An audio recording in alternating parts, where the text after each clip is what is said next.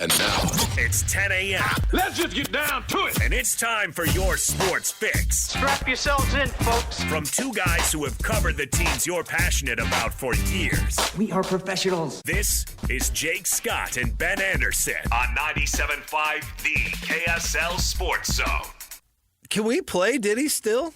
Is that where are you at on that? On art you enjoy from artists that are despicable? Where do you land on that? Yeah. I heard the Hey song in the Delta Center the other day for the first time in years, but I'm sure it's been back for a while and I just noticed. But Tom Hanks said something interesting. He said, if you got rid of all the movies that, and I'll say an a-hole was involved with, yeah, you'd have no movies. Right. Yeah. I feel that way. I'm fine with it. I think it. If you want to, I'm not going to tell you not to. If you do, if you don't, if you think that's enough to not listen to music, good for you. If you think, hey, you know what, the music, the art is separate from the person, good for you as well. There's legitimate arguments in the art world that the identity of the artist shouldn't exist at all. It shouldn't matter at all. The art is its own separate entity. Speaks for itself. It speaks for itself. And I in will fact, say, it's hurt if it matters who created it. All right. I was very careful to look. Diddy does not come on until the second verse. He produced the whole thing. So the first verse is... I didn't realize he produced it. He is the producer. The first verse is not Diddy. Because I had the same thought. I was like, well, should I play this? No, I'm Well, and there's no other songs about money, which I'm guessing was the implication of the song. Right, yes. So you can't find any songs about money in this world. So no, I like that song.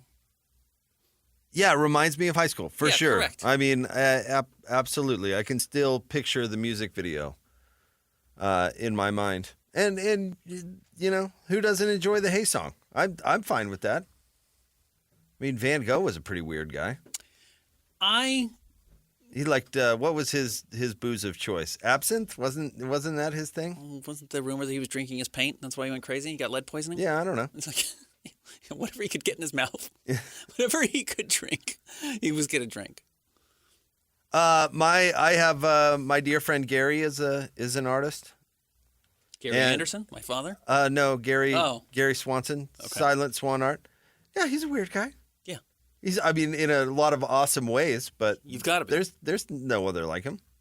Yeah. So that's pretty cool. Agreed. Joining us now, she's a friend of the show. Yeah. NBA Draft Insider. And a friend of ours, Krysten Peek, with us here on Jake and Ben. What's going on, Krysten?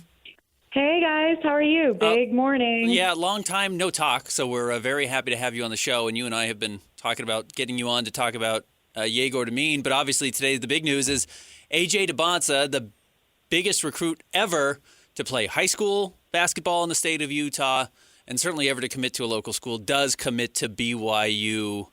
Can you give us some backstory on kind of how long this has been in the ether and how this came to be?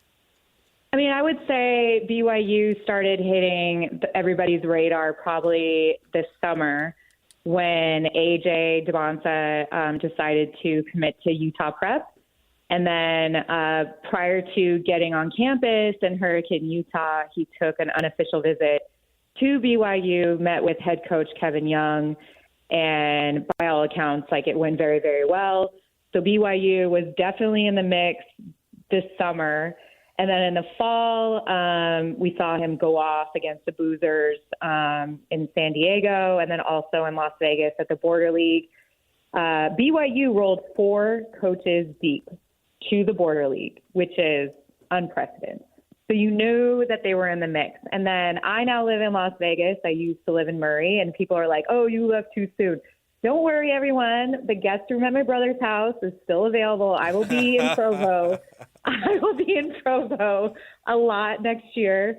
But they, the 2 games that they had out here, Utah Prep did on the grind session. The very first game, it was Alabama head coach Nate Oates and an assistant coach and 3 players rolled up to their game. And then the very next night, it was a BYU assistant coach.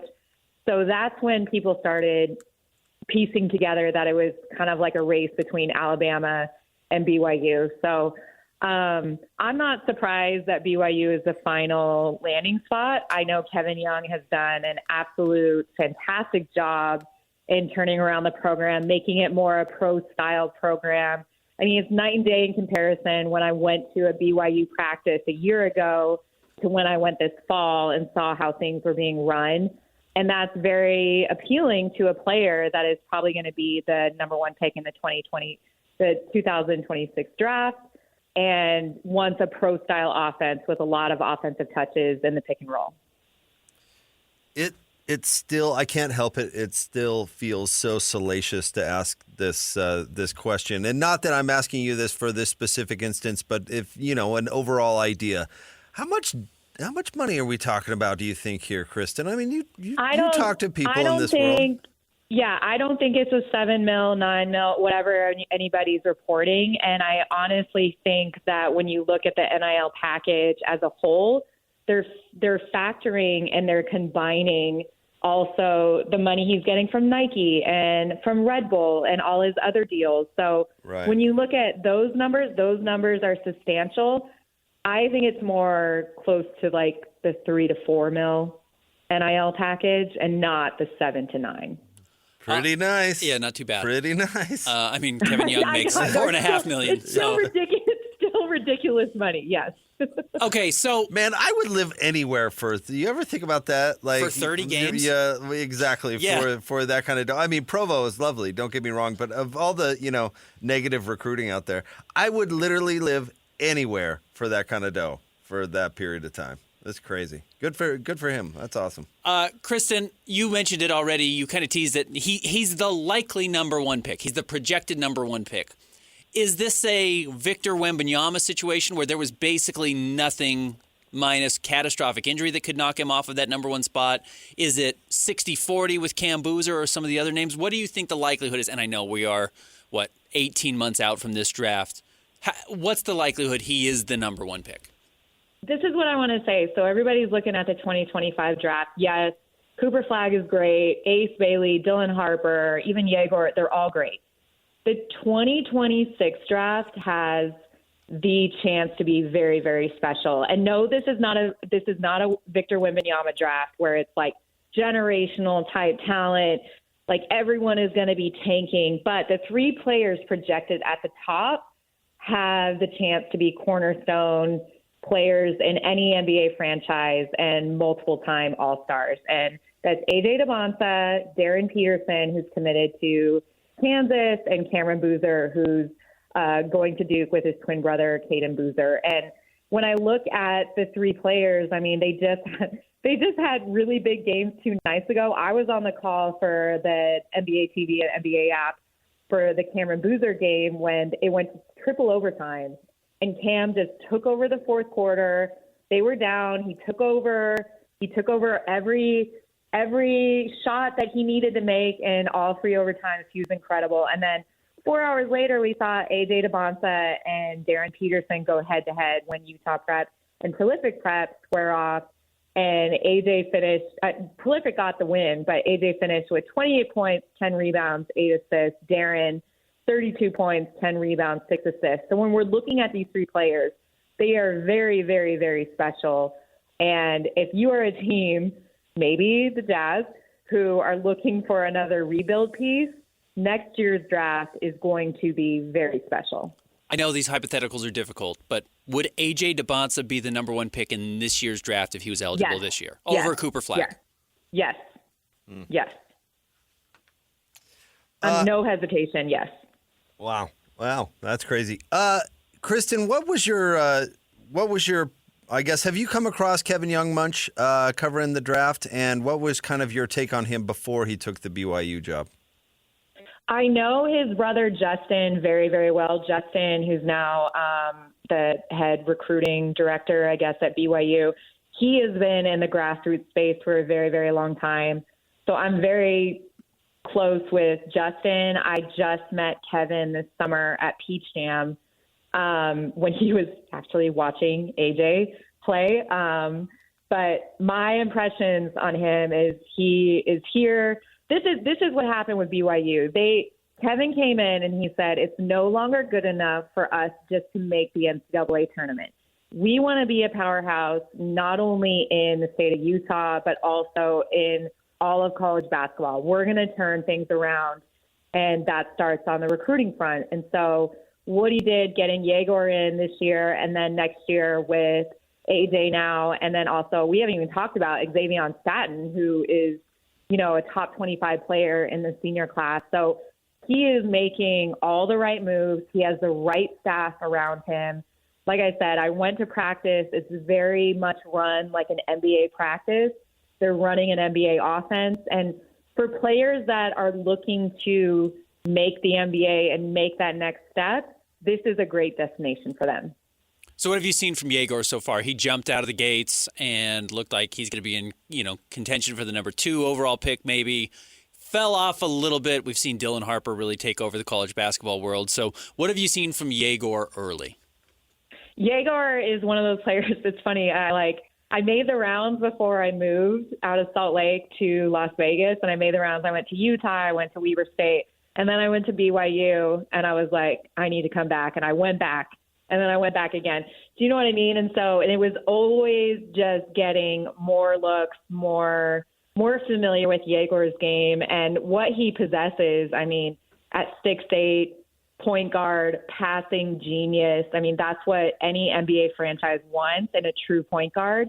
You want size, you want great playmaking, great vision, and he just plays the right way. And what I really loved about seeing him at practice is he was just all about, making sure that he was getting the ball to the right places for his teammates. After practice, he was talking to coaches. Okay, what about this drill? Who do I need to be looking for? This play. Like, he is so plugged in. And it's so cliche to say, oh, a point guard about the right things and just wants to get the ball in the right spot. But he is that. And he also was coming over to other players like Cannon Catchings and being like, okay, do you want the ball in this pocket or this pocket? Where do you want it off this screen? And so he was so plugged in. And that's something that I rarely see, honestly, from players of his caliber. Krysten Peek is with us here on Jake and Ben. Krysten, can he shoot? And let me ask a deeper question. If the answer is I don't know, what is the likelihood these days that guys turn into prolific shooters if they're not so at this particular age? I think anytime you see a player that's one and done, even two and done, like we saw this with Ryan Dunn at Virginia. Hello, this kid shot 18% from 3 in 2 seasons, and then he's all of a sudden become a 3-point shooter with the Phoenix Suns. So I think there's a lot of forgiveness and just patience with players like Yegor and his shooting capacity and how he can, or capability, and how he can shoot off the dribble and catch and shoot situations. And people don't know this, or they can't remember this. I know this because I've been covering the draft forever. But LaMelo Ball only shot 22% from 3 on 5 attempts when he was with the Adelaide 36ers in his 1 year in the NBL. He still was a top 3 pick. He was still fine in the NBA. So when you look at players and you wonder, oh my gosh, can they shoot? They're struggling. They're in a shooting slump. That necessarily isn't a problem when you're drafting a player because you can get your player development and you can get your coaching involved and make them more comfortable. There is so much pressure. I just want to say this. There is so much pressure when a player is one and done in their 1 year of college. It's such a mental hurdle and it's such a mental game that once they finally find out where they're going to be having their NBA career and their next step of their career, they kind of relax and they get into the groove and they're not so stressed about, oh my gosh, my shooting percentage isn't great. Oh, I went 1 for 10 in this game or whatever. So I think he'll be fine. We have seen a shift recently in college basketball, and ironically, the Oakland team that remind me beat Kentucky is kind of the butterfly effect that led to AJ Dybantsa landing at BYU, right? Jack Golke beats Kentucky with this old Oakland team. What I'm trying to get to is, are young teams able to win in college basketball? I know that's not necessarily your beat, but we see guys like Dalton Connect, and we see guys like Zach Edey winning in college, and we don't necessarily see these one-and-done guys winning at the highest level. Do you think that will change, and is AJ Dybantsa good enough to win at the highest level? I think that's a fair question, and I think Duke, there's a lot of pressure on Duke to win this year, especially with they came in with the number one recruiting class, maybe the number one pick in the draft with Cooper Flagg, and you've seen it, like in down the stretch, Kneppel and also Cooper turned the ball over when they had a chance to win a game against it was Kansas and Kentucky, and so like, are they good enough? Yes, but when you come down to the NCAA tournament, experience, I think, trumps youth and talent.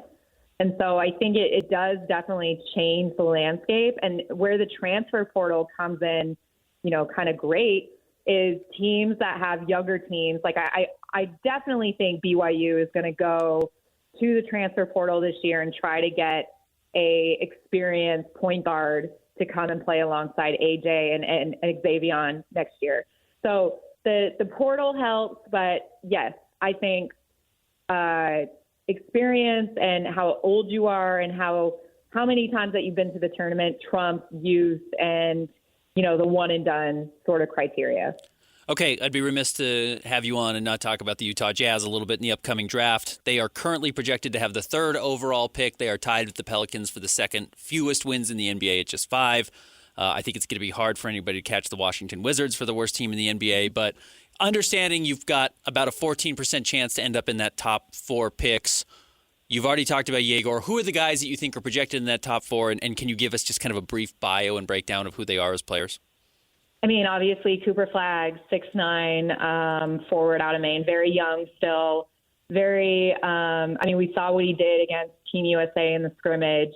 Loves the mid-range, back to the basket, one dribble pull-up move. He still has a budding three-point jump shot. Then you got Dylan Harper, who is turning into, he's giving Cooper a run for his money. Just a great point guard, great facilitator. He really worked on his body. His three-point shot is coming along, and he is just a winner. Like, that dude knows how to win and makes the right play down the stretch. I love Dylan Harper. Ace Bailey is probably sitting there at number 3. Ace, 6'10", shot maker, mid-range master, never saw a shot that he didn't love, has really started to come alive off his injury that he suffered early this season. He had a hip injury, was really good his last game here in the Players Era tournament that I saw here in Las Vegas, and he's coming along, but really, really great upside for all 3 of those players. All right, Krysten, before we let you go, let's talk about you a little bit for a second. Yehu is dead to us all, which is nice. They had that coming. You've been the only reason to go there for a while. You're doing NBA stuff. You're working with the NBA. You're down in Vegas now. Update us. I am. So my former employer, they were really nice. They let me go the very first day of the NBA season. So I was in a U-Haul with Gary, my dog on my lap, and my dad driving when I got the news. That was really nice. But no, I'm working as a color analyst for NBA and NBA TV for all the high school games. I called 7 games in Miami. I'm calling 6 more games during the NBA Cup here in Vegas this weekend, high school games. And then I'm on Locked On podcast with Rafael Barlow for their Big Board twice a week. That just started literally today. We had our first podcast where we talked about AJ and his commitment to BYU. So, yeah, we got a lot of things going on. Appreciate you asking. Yeah, well, we're going to continue to bother you. I hope you're all right with that. Listen, I have all the time in the world now. I don't have any written assignments. I don't have any deadlines or mock drafts to write. I am free. Awesome. Well, we appreciate it. We love having you on. So thanks for being willing to do it. Congratulations on the new gig. Seriously, that's awesome. And we'll have you back on soon. Appreciate it, guys. Thanks. Thanks, Krysten. That's Krysten Peek, our good friend. She's awesome. Yeah. Seriously, the last thing I was going to Yahoo for. I mean, of course.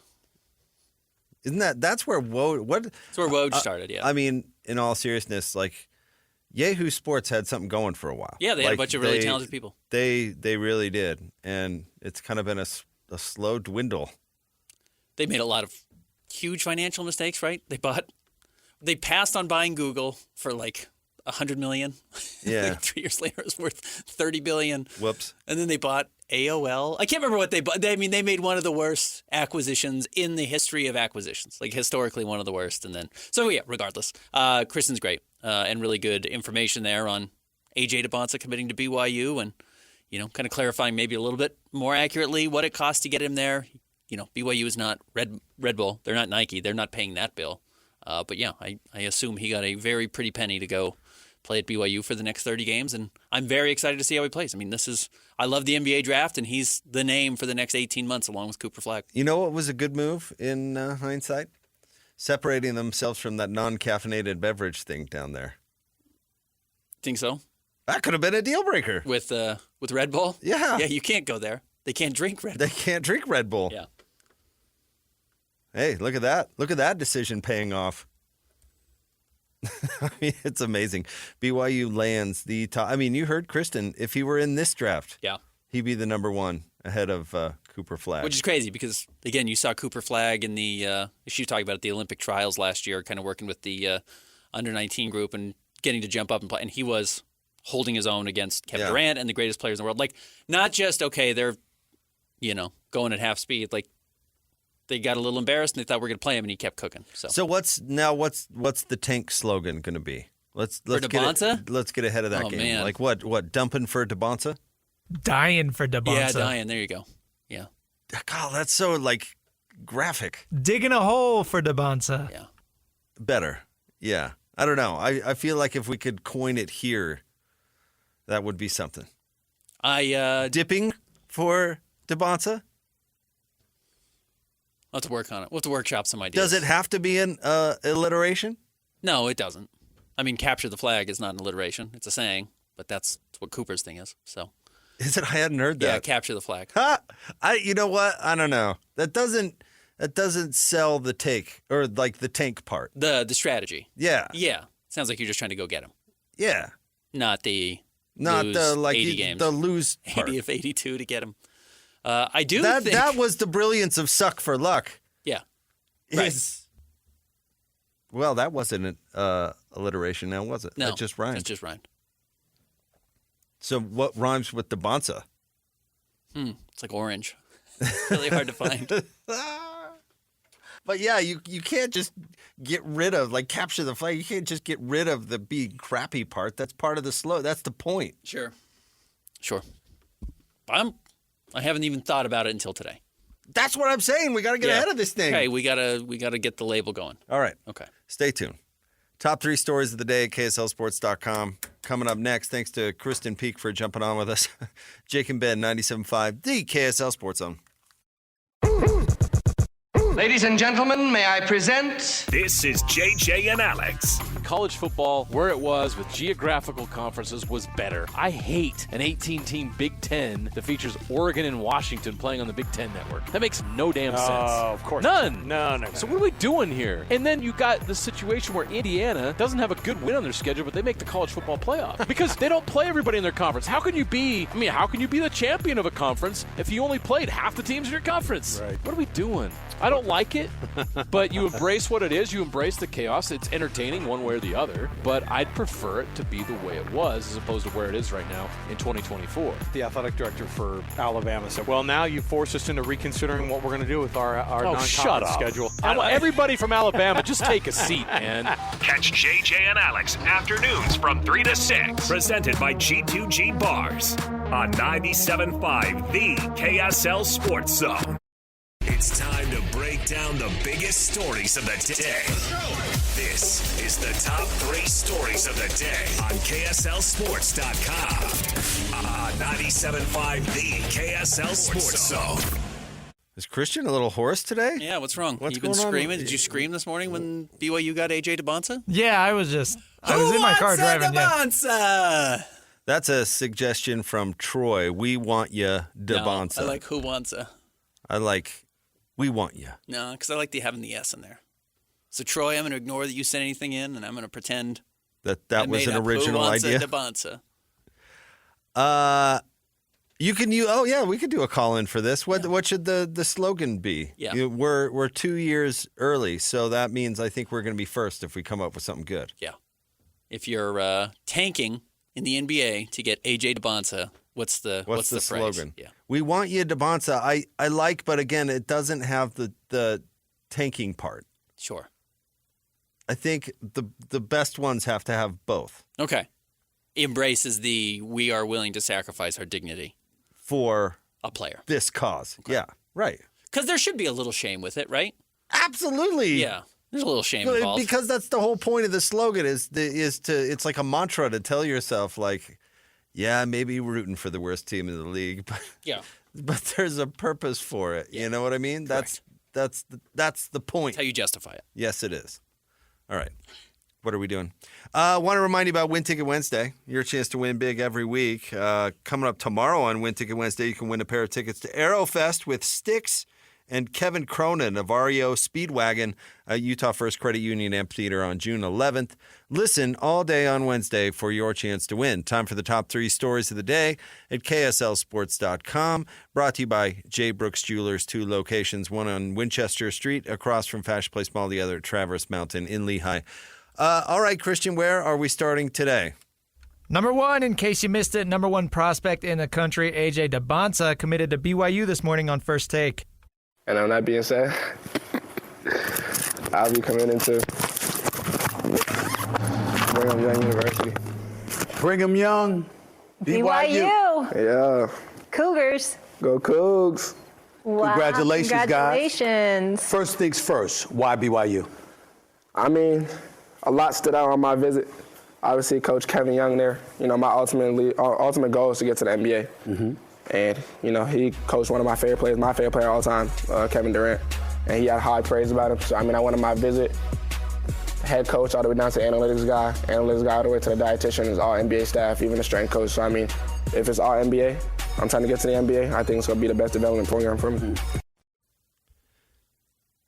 Wow. I mean, the value of him doing that on First Take, I mean, in like exposure, let alone messaging. I mean, that's the exact message that BYU is putting out there. Right. That what he just said.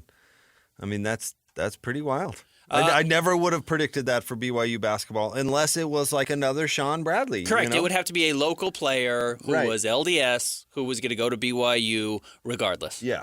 That's not at all what's going on with AJ Dybantsa. No. It's not at all. He's not from Utah. Yes, right now he's playing high school basketball here, but it's not like he's playing at Wasatch Academy. He's in southern Utah, right? Like, he's not even particularly close. It's like Penei Sewell didn't go to BYU or Utah just because he was in the state. By the way, how do you know that Krysten Peek, who was our guest in the last segment, how do you know she's local?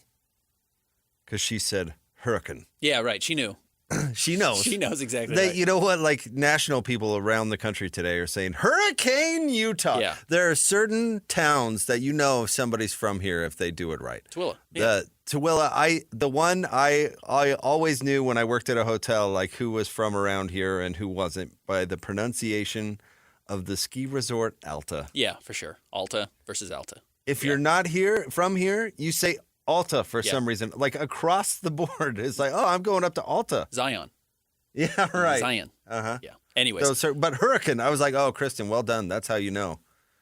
It's unbelievable. You're right. Nobody could have seen this coming. This doesn't make any real sense. Not for BYU basketball. BYU football, sure. Maybe, yeah. The best quarterback in the country picks BYU. That's happened before. It has happened before. You're right. But BYU basketball? No. This is an outrageous story. This is an insane story for a player to have no ties to BYU, the predominant religion, Utah at all, to wind up here. And yeah, it has everything to do with what BYU has designed itself to turn that program into, which is program into an NBA factory that will pay its players top dollar. And that's what they have done. That's how they got Yegor. That's how they're getting AJ, and that's if they can continue to keep this identity, they will continue to get the next player after that. You know what's funny? BYU basketball did not cheat for a long time, and I'm very confident in that opinion as I've gotten to know Coach Lacombe a lot better over the years, because he'll tell you that they had strict instructions to not cheat, and didn't. or at least to Coach Lacomb's knowledge, did not. And they could have had a huge advantage if they cheated because obviously the money was there. You know what I mean? You see what I'm getting at? Mm-hmm. And they ignored that temptation for a long time, and now that it's okay to cheat, that's a huge advantage for BYU. It's a huge advantage. Look at what happened. Yeah, for right. BYU. Yeah, they've got the number one player. They've got the number one college basketball player since Zion? Yeah, probably Zion. And even then, remember The Zion? high school recruit? Zion was not he didn't turn into Zion until he was at BYU. No, or, Zion at Duke. Zion was the number 2 recruit in the country, in fact. He was an enormous dunker, and everyone had seen his highlights, but people didn't know he was going to dominate college basketball the way he did. Who was the number 1 recruit? It was his Duke teammate. They were in the same draft. To the point where, Dang you, Ben. He's already been traded. I'm sure he has. I apologize for not being right on top of it. But, no, this is Be better, Ben. He's a far bigger recruit than that. He's bigger than Ja, who went number 2 in that draft. It was RJ Barrett. Okay. Thank you, Christian. Yeah, right. No, he's way bigger than those guys. It might be Wiggins. Because, again, Wemby didn't play in college basketball. Scoot would have been in this conversation. Scoot stayed at IMG Academy or wherever he played and didn't ever play college basketball either, right? So, yeah, or he went to the G League. So, yeah. I have a tough time remembering high school prospects and the biggest high school prospects because the guys that you just mentioned actually turned out to be at least somewhat relevant. We always forget about the number 1 high school recruit that doesn't do anything. Correct. That doesn't go anywhere. So, and Cooper Flagg's in this conversation as well, but as Kristen just said, he would be a bigger recruit or the top pick over even Cooper Flagg right now. Maybe Ben Simmons. Ben Simmons was a huge recruit. What's next? Number 2, after a huge game with the Salt Lake Stars, the Jazz have recalled Isaiah Collier. Isaiah last night in his G League debut, remember he played Sunday night, went to the G League Monday morning, played with the Stars last night against the Stockton Kings, who are the best team in the G League, at least in that conference, and put up 36 points, 5 assists, and 3 rebounds on 15 of 18 shooting, including 5 of 6 from 3, which is his huge problem. He cannot shoot threes. Well, he can't shoot, period, but he really can't shoot threes at the NBA level. It's the same three-point line, but you play in a relatively empty gym where the pressure's off and you're not playing against the top-tier athletes in the world like the NBA. You go down to the G League and it's just a different caliber, and he's a dynamo all of a sudden. It's the little things, though, that you get to work on in the G League that make all the difference. Why was Joe Ingles? Why did he go to 6th man of the year from getting cut by teams? I mean, really, just hanging on with the Jazz. What was the one subtle difference that turned him into an extremely functional NBA player? His shot went from taking 2 seconds to taking 1. Right. He made it so his shot release was that much quicker. He didn't have to load the catapult. He caught it and he got rid of it. He caught it and he shot it. And he figured out in one offseason how he could remain an effective shooter, but cut that split second off his shot. And he went from, you're not going to make it in this league, to still in the league, isn't he? It's with the Timberwolves? And it was that one subtle detail. And so my point is, in the NBA, defenders, even when they're not trying hard, close out so fast. And they're so big and they're so athletic that you don't get to work on the shot stuff. You know what I mean? He can't get an open shot, one. And even when he is open, he's not open for long enough to take a good shot. These little subtle things that you just can't work on at the NBA level during the game, that you can go down to the G League against Stockton and you can figure out how much faster your shot's got to be if we want to focus on that specific detail. And you know what? I like an opportunity in the G League to go back and get a little confidence. It just says, I do belong. I can play. I have been getting cooked. You're right. The league is overwhelming. I'm getting beat up. I'm having a rough time, and I can't get out of my own head. Go play in the G League, get your confidence back up, come back up. Yeah. We'll see how he plays because like we said, he's already been recalled. That's all good stuff. Yeah. That's all good stuff because honestly, the difference between NBA All-Star and G League All-Star is less than you'd think. The NBA All-Star is just really slightly better at a bunch of stuff, if that makes any sense. All right, next. Number 3, fresh off a 2-0 weekend road trip, the Utah Hockey Club hosts Minnesota tonight. They haven't won 2 straight since the first 3 games of the year until right now. They're back-to-back wins Saturday and Sunday, and then return home to play a very good Minnesota team tonight, 7:30.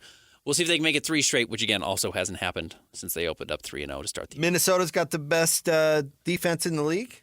Do they? So if the UHC, which sounds like we're talking about a hospital. A hospital, yeah. Their goal-scoring ability, which has been good really all season long. Yeah, but really good lately. Will be put to the test. Yeah, we'll see. And we'll see how the goalkeeping continues to perform, which has been a huge improvement over the last 7 or 8 games. That has really made a big difference that they are not finding themselves down in every game, also playing a lot better in second periods, which had been an issue. So exciting. They're playing really an exciting brand of hockey right now. We'll see if they can keep it up. All right, stay tuned. We will have more Jake and Ben coming up next, 97.5, the KSL Sports Zone.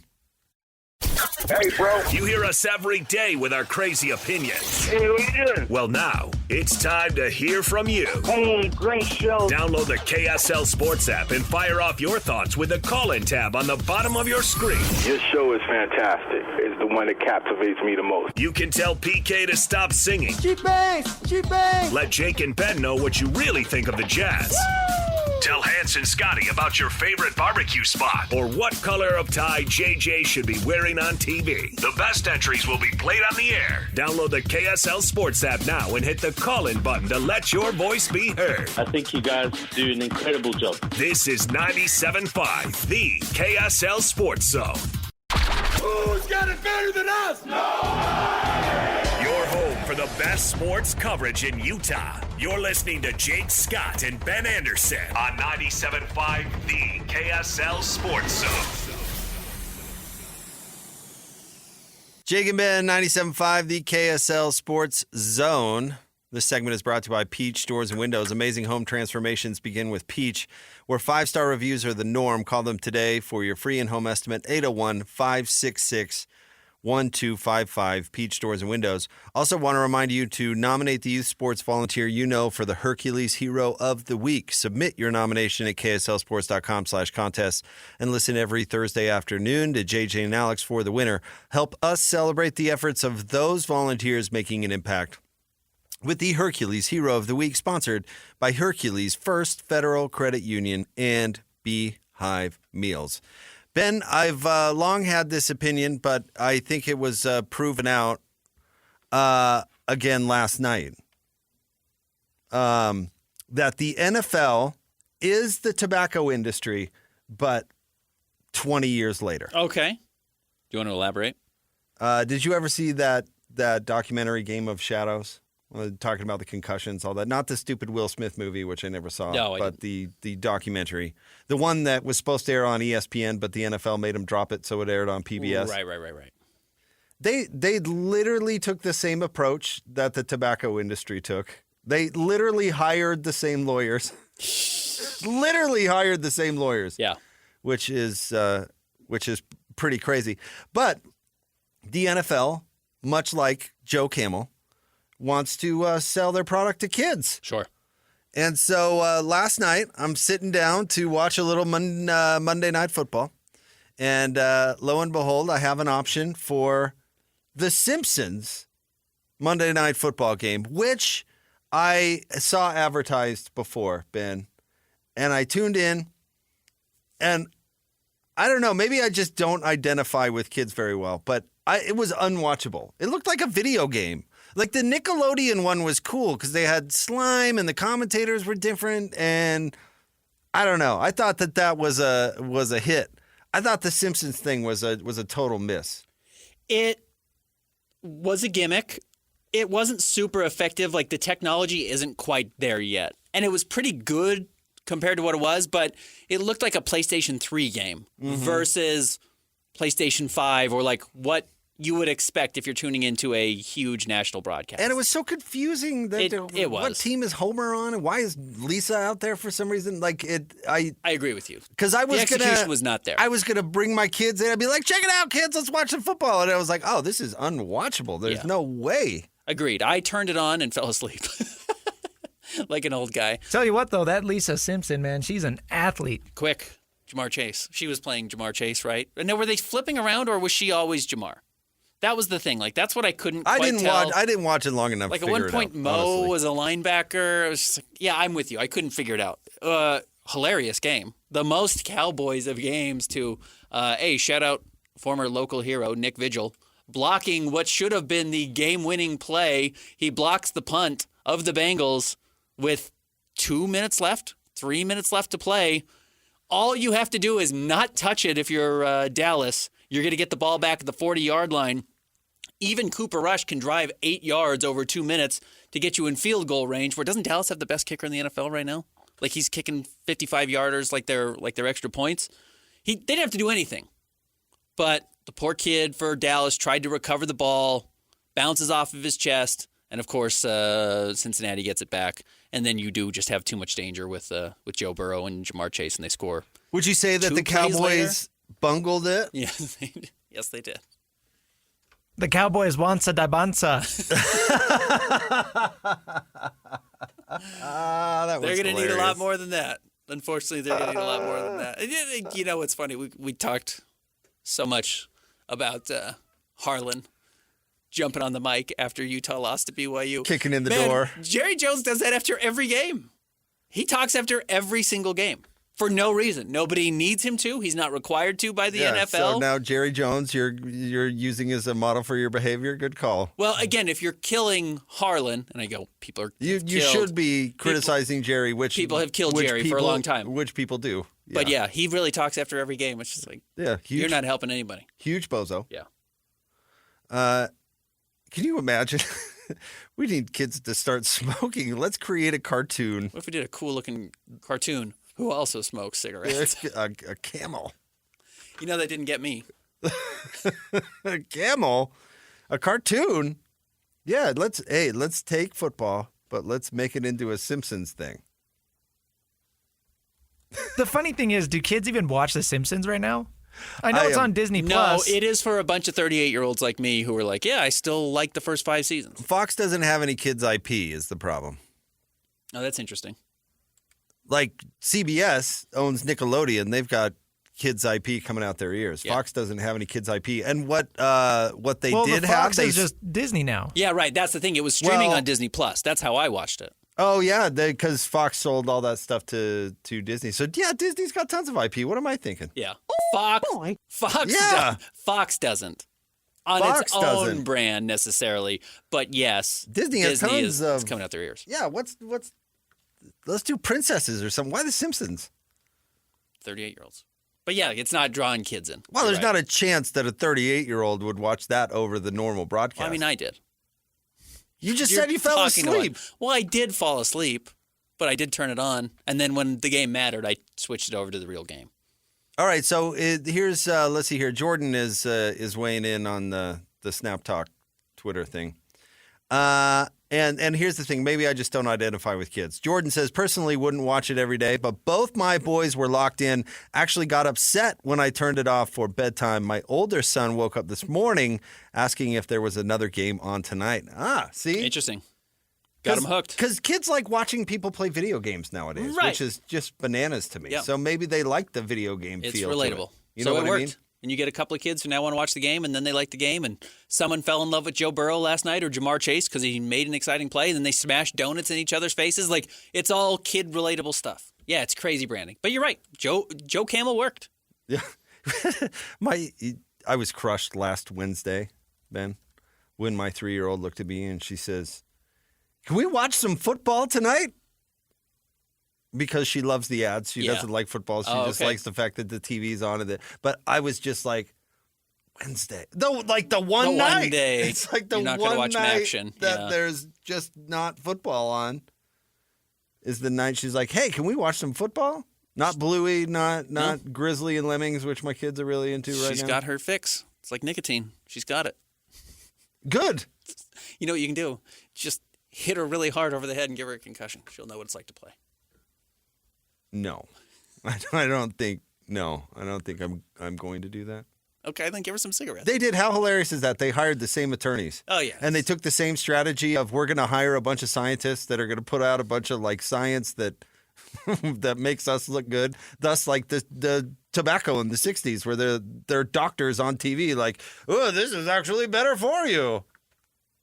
And then so the NFL hired the same attorneys to be like, what's that word you're using? We have no idea what that. We have a scientist over here who says that is just witchcraft.